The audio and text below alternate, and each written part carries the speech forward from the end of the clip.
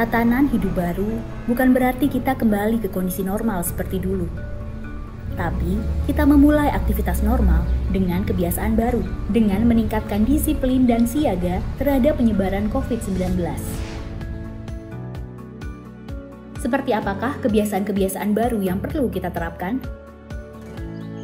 Usahakan tidak keluar rumah jika tidak ada keperluan mendesak. Jika harus keluar rumah, selalu gunakan masker. Pakai masker dengan benar dan hindari menyentuh masker terlalu sering. Saat di tempat umum, terapkan pembatasan sosial. Jaga jarak minimal 2 meter dengan orang lain. Sering mencuci tangan, terutama saat akan masuk ke dalam ruangan. Hindari penggunaan alat makan bersama saat di luar rumah. Usahakan bawa alat makan sendiri. Gunakan peralatan ibadah pribadi jika akan beribadah di tempat ibadah umum. Efisien menggunakan waktu di luar rumah. Segera selesaikan urusan dan pulang setelah urusan selesai. Hormati dan patuhi para tenaga kesehatan dan gugus tugas. Saling mengingatkan orang lain dalam penerapan protokol kesehatan dan menghargai jika diingatkan oleh orang lain. Jadikan kebiasaan-kebiasaan baru ini sebagai protokol kesehatan kita. Protokol kesehatan ada bukan untuk mengekang, tapi untuk kesehatan kita bersama.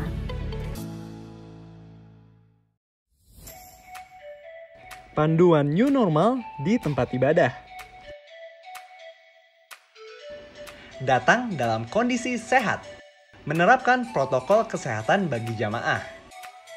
Menerapkan physical distancing. Selesai menunaikan kewajiban agar segera keluar secara tertib.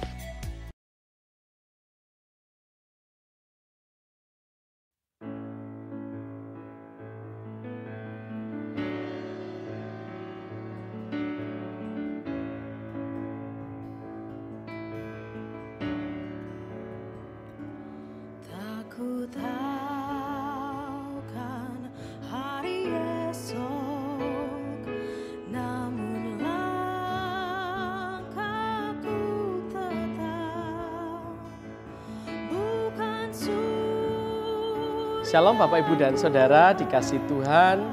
Bagaimana kabar panjenengan semua hari ini? Kiranya kita semua masih ada di dalam anugerah dan kesehatan, damai sejahtera dari Allah. Oleh karena itu maka mari hari ini kita bersama memasuki ibadah keluarga di dalam pencawisan perjamuan kudus pembangunan GKJW yang kedua. Mari kita bersama masuki ibadah hari ini dengan penuh sukacita. Siapkan tempat duduk kita yang nyaman, ajak keluarga kita, mari kita bersama masuki ibadah hari ini di dalam pencawisan perjamuan kudus yang kedua. Mari kita awali dengan menyanyi dari Kidung Jemaat nomor 249. Bait yang pertama dan bait yang ketiga.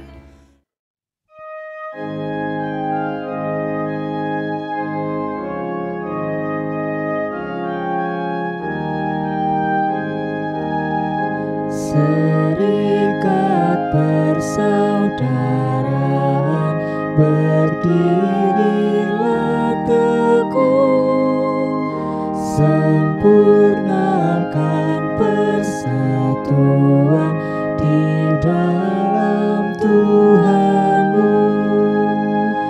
Bersama-sama majulah, dikuatkan iman, berdamai bersejahtera dengan pengasihan.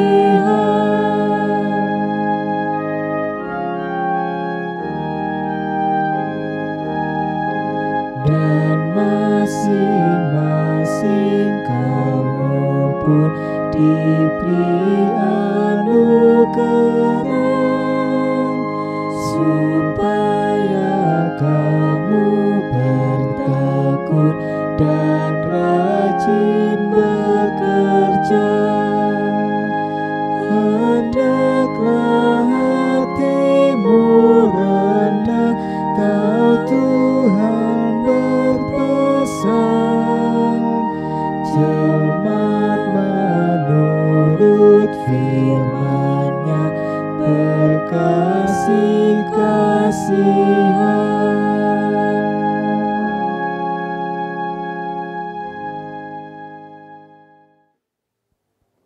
Mari kita bersatu hati di dalam saat yang teduh. Ibadah keluarga di dalam pencawisan Perjamuan Kudus Pembangunan GKJW yang kedua, hari ini ya Tuhan kami lakukan, kami alami dan kami rasakan di dalam anugerah dan pertolongan dari Allah yang kasih setianya kekal selama-lamanya. Kasih dan damai dari Allah beserta kehidupan saudara. Amin. Bapak Ibu Saudara yang terkasih di dalam Tuhan, marilah kita bersama menghayati atas seluruh kehidupan kita hari lepas hari seturut dengan kehendak Tuhan. Oleh karena itu maka mari kita bersama sambut dengan menyanyi dari Kidung Jemaat nomor 252 bait yang pertama dan bait yang keempat.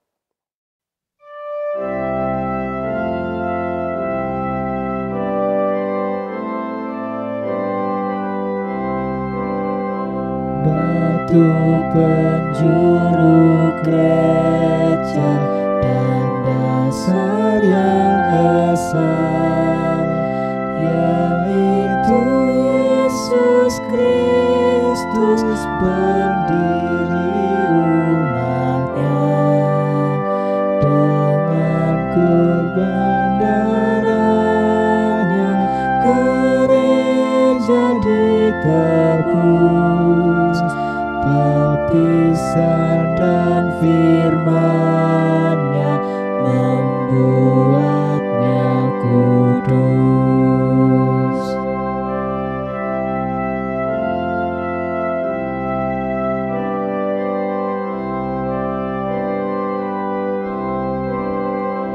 Gereja takkan punah selama-lamanya, dibimbing tangan Tuhan, dibela kasih-Nya, ditentang pengkhianat dan banyak musuhnya. Bertahanlah jemaat dan jaya mulia.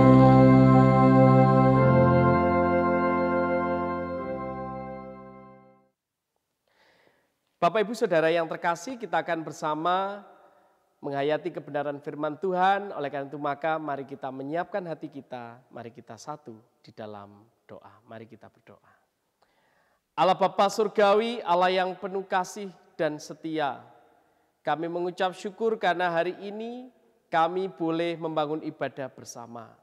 Dan saat ini ya Tuhan, di tengah persekutuan kami, di tempat kami masing-masing, kami menghayati sebuah pencawisan perjamuan kudus. Sebelum kami memasuki meja perjamuan-Mu ya Bapa, dan biarkanlah kami boleh menilik hati kami yang paling dalam, supaya kami boleh Tuhan layakkan di dalam kami menerima perjamuan kudus-Mu. Bapa Surgawi, kami akan menerima kebenaran firman-Mu, kiranya Tuhan menolong menyertai kami. Hati dan pikiran kami biarlah hanya kami arahkan ke dalam tangan kasih-Mu. Terpujilah nama-Mu Bapa, di dalam nama Tuhan Yesus, hamba-Mu yang akan menyampaikan, Tuhan urapi dan berkati, sehingga kebenaran firman-Mu boleh kami rasakan. Di dalam Kristus Tuhan kami berdoa. Amin. Bapak Ibu Saudara yang terkasih di dalam Tuhan, firman Tuhan hari ini diambil dari Efesus pasal yang kelima, ayat yang pertama sampai ayat yang ke-21. Saya ulangi, Efesus pasal yang kelima, ayat yang pertama sampai ayat yang ke-21. Yang demikian firman Tuhan. Pasal 5. Sebab itu, jadilah penurut-penurut Allah, seperti anak-anak yang kekasih, dan hiduplah di dalam kasih, sebagaimana Kristus Yesus juga telah mengasihi kamu, dan telah menyerahkan dirinya untuk kita sebagai persembahan dan korban yang harum bagi Allah. Tetapi percabulan dan rupa-rupa kecemaran, atau keserakahan, disebut saja pun jangan di antara kamu, sebagaimana sepatutnya bagi orang-orang kudus. Demikian juga perkataan yang kotor, yang kosong, atau yang sembrono, karena hal-hal ini tidak pantas. Tetapi sebaliknya, ucapkanlah syukur. Karena ingatlah ini baik-baik. Tidak ada orang sundal, orang cemar atau orang serakah, artinya penyembah berhala, yang mendapat bagian di dalam kerajaan Kristus dan Allah. Janganlah kamu disesatkan orang dengan kata-kata yang hampa, karena hal-hal yang demikian mendatangkan murka Allah atas orang-orang durhaka. Sebab itu, janganlah kamu berkawan dengan mereka. Memang dahulu kamu adalah kegelapan, tetapi sekarang kamu adalah terang di dalam Tuhan. Sebab itu, hiduplah sebagai anak-anak terang, karena terang hanya berbuahkan kebaikan dan keadilan dan kebenaran. Dan ujilah apa yang berkenan kepada Tuhan.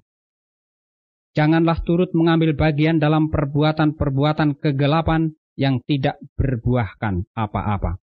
Tetapi sebaliknya, telanjangilah perbuatan-perbuatan itu. Sebab menyebutkan saja pun apa yang dibuat oleh mereka di tempat-tempat yang tersembunyi telah memalukan. Tetapi segala sesuatu yang sudah ditelanjangi oleh terang itu menjadi nampak. Sebab semua yang nampak adalah terang. Itulah sebabnya dikatakan, bangunlah, hai kamu yang tidur, dan bangkitlah dari antara orang mati, dan Kristus akan bercahaya atas kamu. Karena itu, perhatikanlah dengan seksama bagaimana kamu hidup. Janganlah seperti orang bebal, tetapi seperti orang arif, dan pergunakanlah waktu yang ada, karena hari-hari ini adalah jahat. Sebab itu, janganlah kamu bodoh, tetapi usahakanlah supaya kamu mengerti kehendak Tuhan. Dan janganlah kamu mabuk oleh anggur, karena anggur menimbulkan hawa nafsu. Tetapi hendaklah kamu penuh dengan roh, dan berkata-katalah seorang kepada yang lain dalam mazmur, kidung puji-pujian, dan nyanyian rohani. Bernyanyi dan bersoraklah bagi Tuhan dengan segenap hati. Ucaplah syukur senantiasa atas segala sesuatu dalam nama Tuhan kita, Yesus Kristus, kepada Allah dan Bapa kita, dan rendahkanlah dirimu seorang kepada yang lain di dalam takut akan Kristus. Sampai di sini pembacaan Alkitab kita. Berbahagia bagi setiap orang yang membaca, merenungkan, dan mengumuli kebenaran firman Tuhan. Amin. Mari Bapak Ibu Saudara kita sambut dengan menyanyi dari Kidung Jemaat nomor 260 bait pertama dan kedua.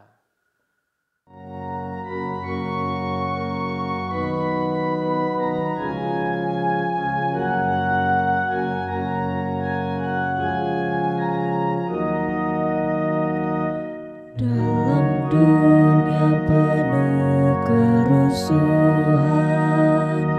di tengah kemelut permusuhan, datanglah kerajaanmu.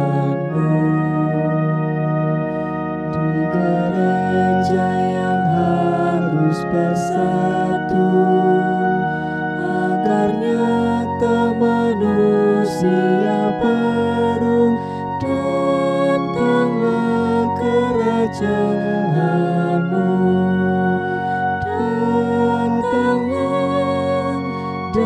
Datanglah, datanglah kerajaanmu.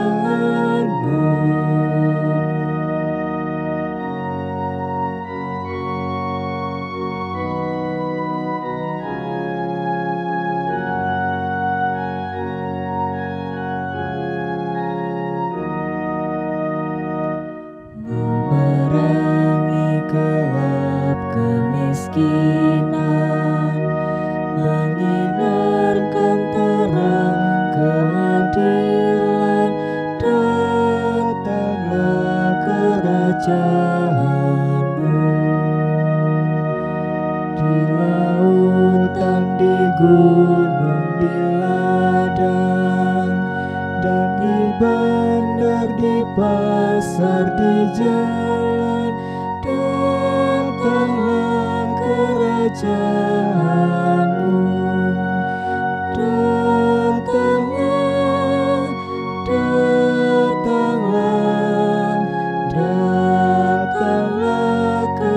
kerajaanmu.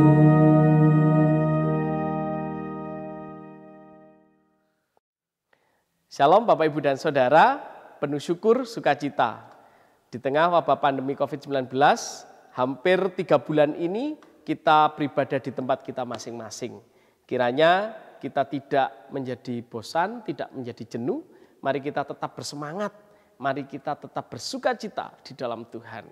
Bapak Ibu Saudara yang terkasih, di tengah kita harus bekerja di rumah, di tengah kita harus belajar di rumah, di tengah kita bisa melakukan banyak hal di rumah dengan hanya sebatas menggunakan handphone.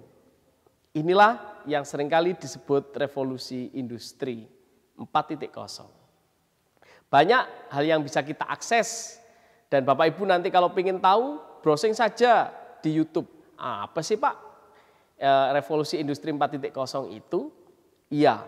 Bapak Ibu dan Saudara, perubahan yang begitu besar, yang paling mendasar atau biasa disebut dengan perubahan yang sangat radikal terjadi di tengah kehidupan kita. Mulai HP yang dulu yang disebut monoponik sekarang terus berubah menjadi poliponik, lalu akhirnya berubah lagi sekarang sudah menjadi HP pintar atau Android, lalu laptop dan aksesorisnya. Tidak cukup di situ, tapi juga ada bahasa pemrograman, manusianya, mindsetnya, sudut pandangnya, dan seterusnya. Intinya ada berubah pola pikir, perubahan atau membarui dan pembaruan. Bapak Ibu dan Saudara yang terkasih di dalam Tuhan, hal ini nyata di dalam teks kita hari ini. Bapak Ibu dan Saudara yang terkasih, bagaimana teks kita hari ini juga mengingatkan kita atas pembaruan kehidupan kita. Surat Paulus kepada jemaat di Efesus di mana Paulus menekankan bahwa komunitas iman Kristen adalah gereja. Gereja adalah persekutuan orang-orang percaya yang sudah ditebus oleh Allah di dalam dosa mereka. Atau biasa di dalam bahasa Latin disebutkan eklesia. Bapak Ibu dan Saudara, pertanyaannya adalah lalu bagaimana kita hidup sebagai orang Kristen dengan identitas Kristen, dengan orang yang disebut sudah ditebus karena kasih Tuhan. Bapak Ibu dan Saudara, mari teks kita hari ini membicarakan tentang nasihat dan teguran di dalam identitas kekristenan itu. Ayat 1-7 jelas menunjukkan tentang sapaan sebagai orang kudus atau disebut sebagai anak-anak Allah. Bahwa kalau kita disebut sebagai anak Allah, maka tentu kita memiliki konsekuensi untuk hidup serupa dengan Kristus. Jangan dikira kalau kita disebut orang Kristen lalu maka hidup kita menjadi enak-enak saja. Bukan berarti kalau kita disebut orang Kristen lalu akhirnya kita hidup semau gue. Tidak Bapak Ibu Saudara. Tapi oleh karena itu maka bagaimanakah konsekuensi saat kita disebut sebagai orang Kristen atau pengikut Kristus? Ayat yang ke-8 sampai ayat 21 menunjukkan tentang perubahan dari yang sebelum mengenal Kristus dan setelah mengenal Kristus di dalam kehidupan. Yang sebelumnya hidup di dalam kegelapan berubah menjadi anak-anak terang. Artinya Bapak Ibu dan Saudara, hidup baru atau hidup arif, hidup bukan di dalam kebebalan, tapi hidup di dalam kebijaksanaan. Bapak Ibu dan Saudara yang terkasih, lalu pertanyaannya bagaimana kita sebagai tubuh Kristus itu? Bagaimana sikap hidup kita sebagai bagian dari tubuh Kristus? Bapak Ibu dan Saudara, sebagai bagian dari tubuh Kristus yang diperbarui itu, hendaknya di dalam hidup kita sebagai gereja senantiasa diperlukan hidup yang baru. Lupa hidup baru itu yang seperti apa? Hidup baru adalah hidup dengan seksama. Dalam bahasa aslinya disebut akribos. Artinya Bapak Ibu dan Saudara, akurat. Artinya adalah tajam. Artinya adalah mendalam. artinya utuh dan hati-hati. Sehingga saat kita hidup di dalam iman Kristen sebagai orang Kristen, maka harusnya hidup kita adalah akurat. Harusnya hidup kita hati-hati. Harusnya hidup kita tajam, mendalam, utuh atas pengenalan kita di dalam Kristus. Hal yang bisa dianalogikan adalah kita kalau sebagai orang Kristen adalah bangunan. Bapak, Ibu, dan Saudara yang terkasih, apa yang terjadi saat orang membangun dengan tidak seksama? Apa yang terjadi kalau orang membangun rumah atau membangun gedung dengan tidak cermat? Apa yang terjadi? Iya, yang terjadi adalah bangunan itu bisa berdiri tapi akan cepat roboh. Tidak hanya cepat, mungkin pada saat membangun akan segera roboh. Itulah Bapak, Ibu, dan Saudara. Saat kehidupan iman kita tidak kita lakukan dengan seksama, cermat, dan mendalam di dalam Kristus, maka mudah sekali roboh dan rapuh. Bapak, Ibu, dan Saudara, hidup baru di dalam Kristus seperti ditulis di ayat yang ke-15 dan yang ke-16. Disebutkan di sini demikian. Karena itu perhatikanlah dengan seksama bagaimana kamu hidup, tetapi seperti orang arif.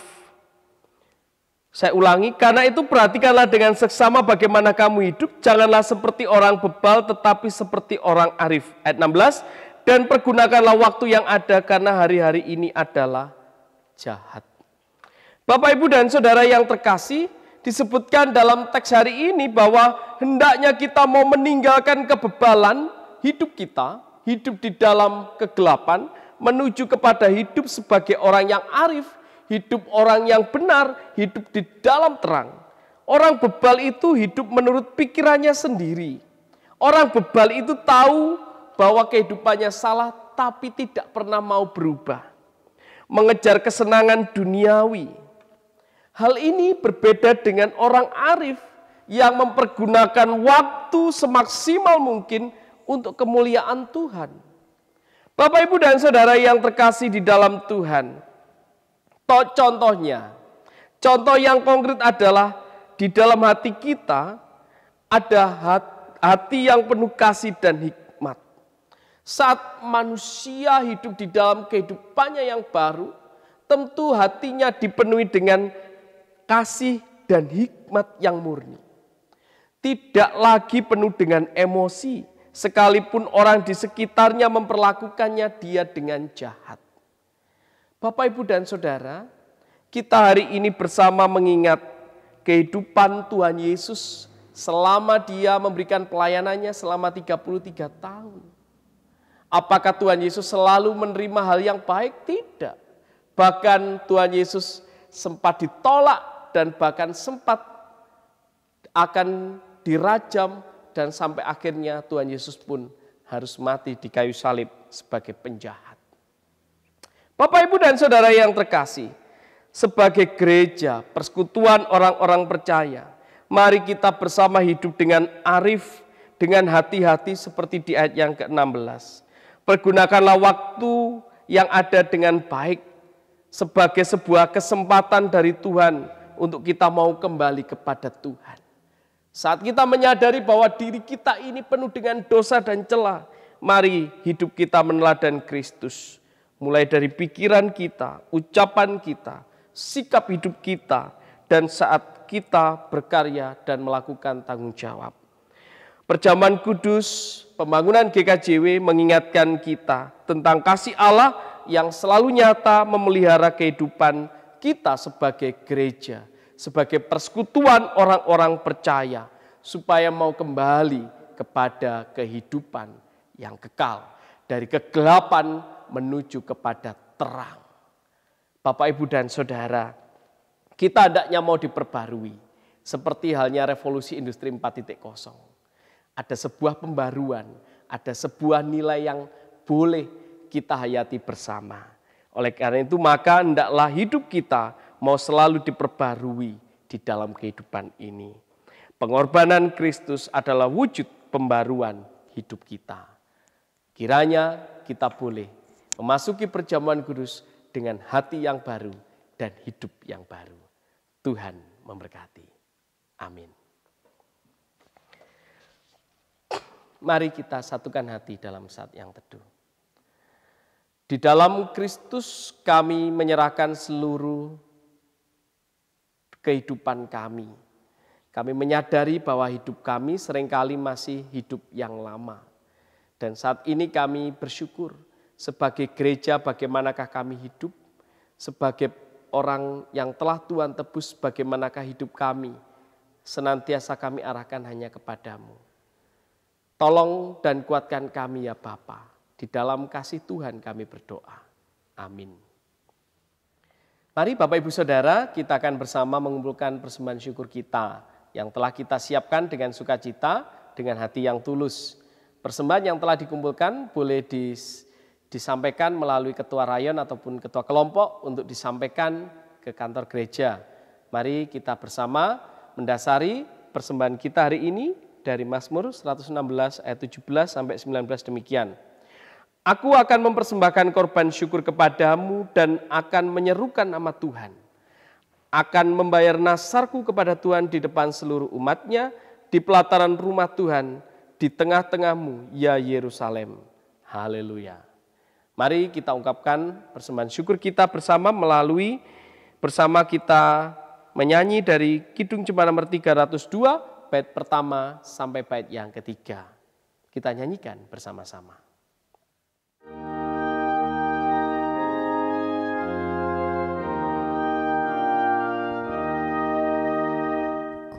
Beri persembahan pada Tuhanku sambil puji Yesus Juru Selamatku.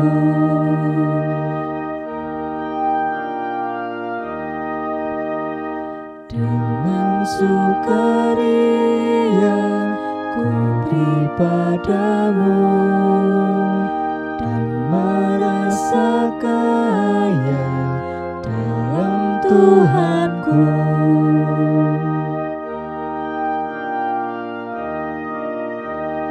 Mari kawan-kawan, rela hatilah, bawa persembahan, datanglah segera.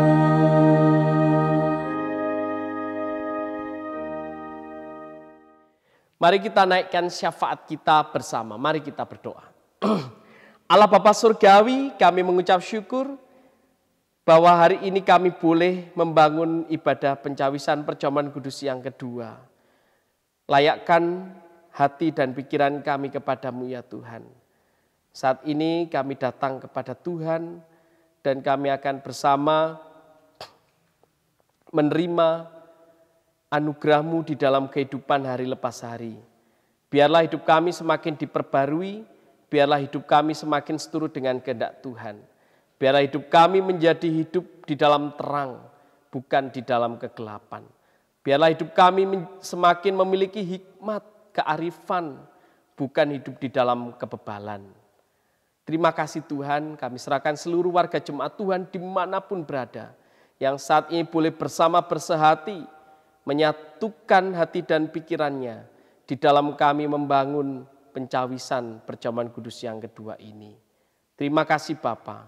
Kami serahkan persembahan syukur kami hari ini, kiranya Tuhan berkati sucikan, sehingga persembahan syukur ini boleh menjadi sukacita kami, boleh menjadi persembahan yang harum di hadapan Tuhan. Terima kasih Bapa. Kami serahkan seluruh anggota majelis jemaat yang akan menghimpun persembahan ini, kiranya Tuhan berikan kekuatan kesehatan. Tuhan sertai keluarganya, Tuhan sertai kehidupan mereka. Dan juga seluruh pengurus kelompok rayon, Tuhan memberkati dengan anugerah-Mu yang melimpah. Terima kasih Bapa. Kami serahkan seluruh hidup dan kehidupan kami, keluarga kami, saudara kami, semua kami serahkan hanya ke dalam nama Tuhan Yesus Kristus yang mengajar kami di dalam doa Bapa kami. Bapa kami yang di surga, dikuduskanlah nama-Mu, datanglah kerajaan-Mu, jadilah kehendak-Mu di bumi seperti di surga.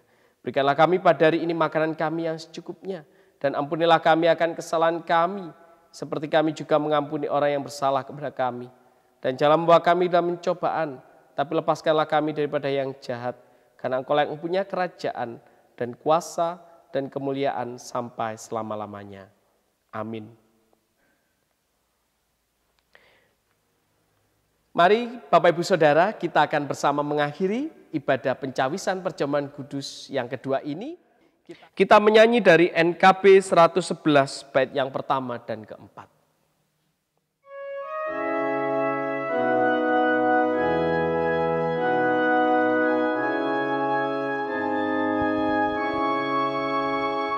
Gereja bagai bahtera di laut yang seram, mengarahkan haluannya ke pantai seberang, mengamuklah samudera dan badai menderu. Gelombang zaman mengempas yang sulit ditampung.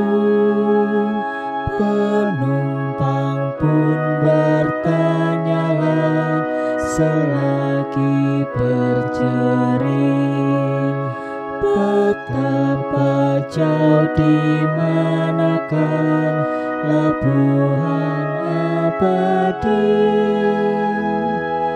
Tuhan tolonglah, Tuhan tolonglah, tanpa Dikau semua binasa kelam. Ya Tuhan tolonglah.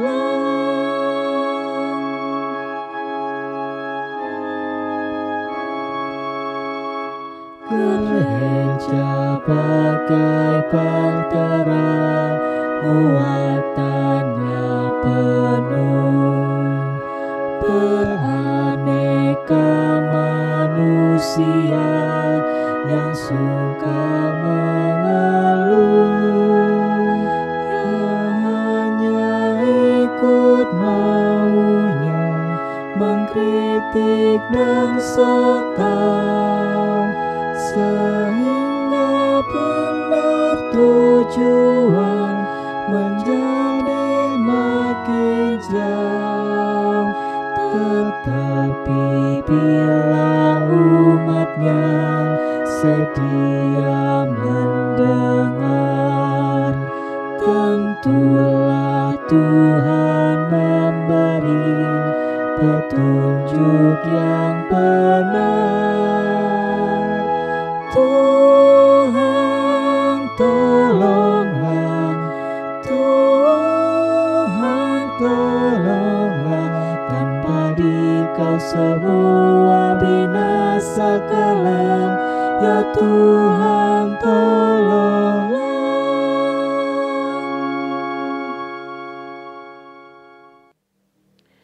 Mari kita menyatukan hati di dalam saat yang teduh. Bapa Surgawi, kami menyerahkan kehidupan kami. Tolonglah kami Tuhan, supaya hati dan pikiran kami sepanjang waktu untuk boleh tetap mengarahkan hati kami kepada Tuhan. Dan pada saat kami akan memasuki perjamuan kudus-Mu ya Bapa, kiranya Engkau menilik setiap hati dan pikiran kami. Ampunkan kami Bapa. Kami serahkan semua ke dalam tangan kuasa-Mu, sertai hati pikiran kami di dalam berkat-Mu. Anugerah, kasih dan damai sejahtera dari Allah Bapa senantiasa mencurahkan hidup yang penuh hikmat, hidup di dalam karunia Roh Kudus saat ini tercurah bagi kehidupan saudara sampai selama-lamanya. Amin.